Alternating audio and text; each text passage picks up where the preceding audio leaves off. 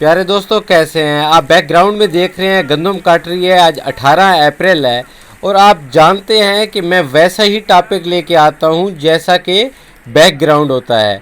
गंदम काट रही है, आज का जो मेरा टॉपिक है वो भी गंदम कटने पे है, तो मेरे टॉपिक और बैकग्राउंड में सिमिलरिटी हो गई।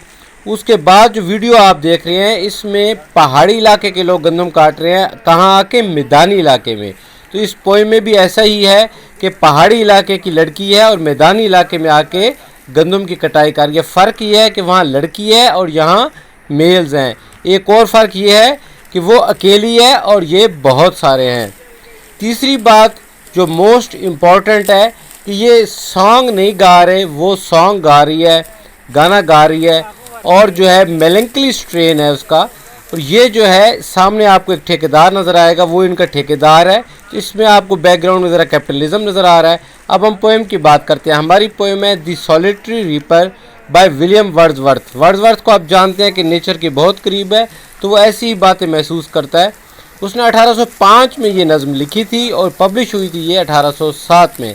इसमें एक वर्ड यूज़ हुआ है लेस, जो कि गर्ल जिसको कहा जाता है। ये पोइट्री का सब जॉनरा है बैलेड, जिसमें कोई लिमिट नहीं होती लाइंस की, बस पोइट के मूड पे डिपेंड करता है कहाँ जो है वो नज़म को ख़त्म कर दे। ये 32 लाइंस पे मुश्तमिल एक नज़म है जिसमें 4 स्टेंजे हैं। हर स्टेंजे में जो है 8 लाइंस हैं और इसमें रीम स्कीम है A B C C D D. लेकिन ये रीम स्कीम पहले और तीसरे स्टेंजे में नहीं है, वो इरेगुलर है। दोस्तों, टाइटल की बात करें तो दी सॉलिटरी रीपर, सॉलिटरी का मतलब तन्हाई, रीपर तन्हा फसल काटने वाला। दी सॉलिटरी रीपर हो गया। आप पोएम की बात करते हैं। पहला स्टेंजा, बी होल्ड हर, ध्यान से देखो, सिंगल इन द फील्ड, खेत में तन्हा, Yon solitary highland less, solitary तन्हाई, हाईलैंड स्कॉटलैंड 2 हिस्सों में तकसीम है, हाईलैंड पहाड़ी और एक मैदानी इलाके। लेस मतलब लड़की, तन्हा अकेली पहाड़ी लड़की। Reaping and singing by her self, फसल काटते हुए अपने आप में अकेली तन्हा गुनगुना रही है। स्टॉप हियर, रुको और उसे देखो। और जेंटली पास, या खामोशी से गुजर जाओ, चुपके से गुजर जाओ, दबे पाओ गुजर जाओ, ताकि वो लड़की जो है डिस्टर्ब ना हो। उसका जो सॉन्ग है, जो उसकी एक सीक्वेंस चल रहा है, वो डिस्टर्ब ना हो। Alone she cuts and binds the grain, तो वो तन्हा जो है फसल को काट रही है और फिर उस कटी हुई गंदम को जो है वो बांध रही है।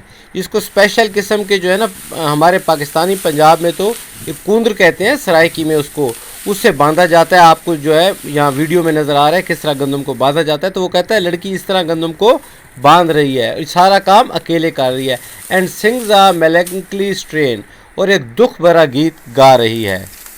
O listen for the well profound is overflowing with the sound. O listen, ओ सुनो, for the well profound is overflowing with the sound, कि वो जो गा रही है उसका असर पूरी की पूरी वादी पे हो रहा है। वेल का मतलब जो है वैली है, वादी है, घाटी है। तो यहाँ पहला स्टेंजा ख़त्म होता है। उम्मीद है आपको इस मुकम्मल स्टेंजा की समझ आ चुकी होगी। बस वो लड़की गाना गा रही है और फ़र्क ये है कि ये पश्तून जो लोकी मरवत से लोग आए हुए हैं सामने आपकी वीडियो में गंदम काट रहे हैं, तो ये पश्तों में बातें कर रहे हैं जो मुझे बिल्कुल भी समझ नहीं आ रही। Second stanza, no nightingale did ever chant, वो ऐसा गा रही है कि जैसा नाइटिंगेल ने भी कभी नहीं गाया होगा। नाइटिंगेल किसे कहते हैं? बुलबुल को कहते हैं। यानी शायर कहना चाहता है ये लड़की जो है बुलबुल से भी खूबसूरत गा रही है।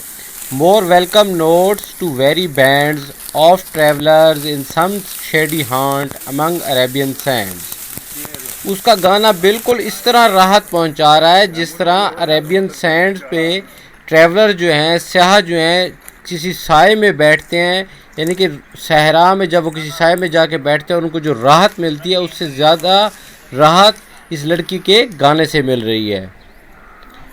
A voice so thrilling never was heard in springtime from the cuckoo bird, शायर कहता है कि ऐसी खूबसूरत आवाज़ तो मैंने मौसम बहार में कुकू से भी नहीं सुनी, जिसे हमारे यहाँ कोयल कहा जाता है। कितनी खूबसूरत आवाज़ होती है उसकी। शायर कहता है कि ऐसी खूबसूरत आवाज़ जिस तरह ये लड़की गा रही है, जिसके बगैर सुने बगैर जिसे चैन भी नहीं आता हमें, ऐसी आवाज़ तो मैंने कुकू की भी नहीं सुनी।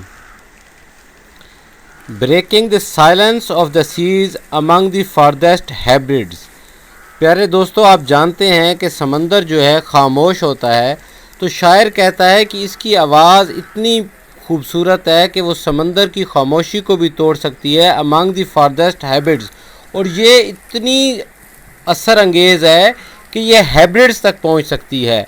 हैब्रिड्स क्या है? Hebrides is a group of islands at the north west coast of island. तो ये क्या है? इसके दो हैं, एक जो है आउटर हाइब्रिड है और एक इनर हाइब्रिड है।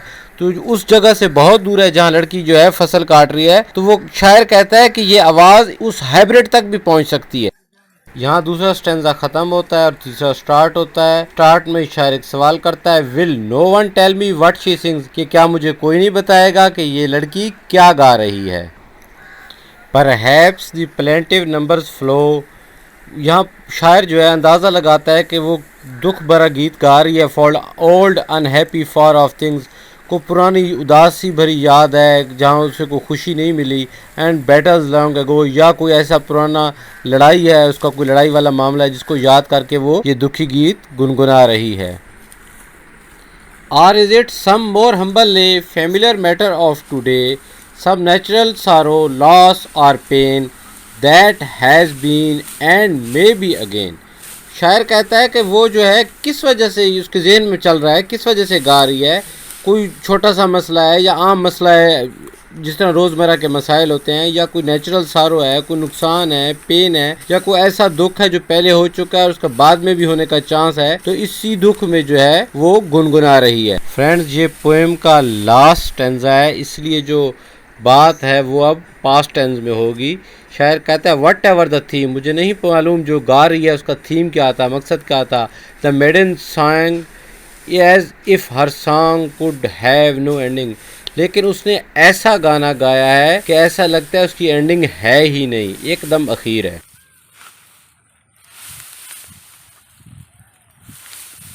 शायर जो है इस शेर में बेसिकली मज़ीद तारीफ़ करना चाहता है उसकी सिंगिंग की। क्या कहता है, I saw her singing at her work and over the sickle bending, कि वो काम करते हुए गा रही थी and over the sickle bending, वो जो गंदुम है जो काटी हुई है उसको बांध रही थी। जैसा कि आपको वीडियो में नज़र आ रहा है, गंदुम बांधी जा रही है, तो कितना मुश्किल काम है। आप देख रहे हैं वो घुटना रख रहा है या प्रेस कर रहा है फिर बांध रहा है, तो सारा फोकस काम पे होता है। लेकिन उसके बावजूद वो जो गाना गा रही थी वो इतना इम्प्रेसिव था कि ऐसा लगता था उस जैसा गाना आज तक किसी ने नहीं गाया।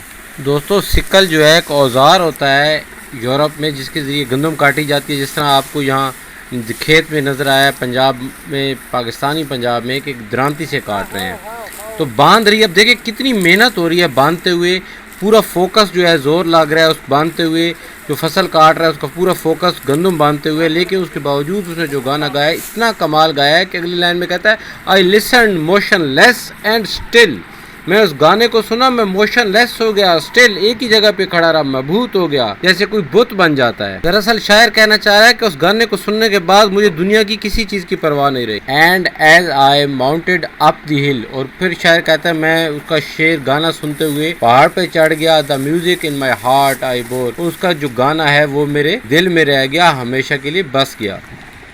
आखिरी लाइन में शायर कहता है, long after it was heard no more, वो कहता है उसकी जो आवाज़ मेरे दिल में बसी हुई थी उस जैसी आवाज़ फिर मैंने कभी नहीं सुनी।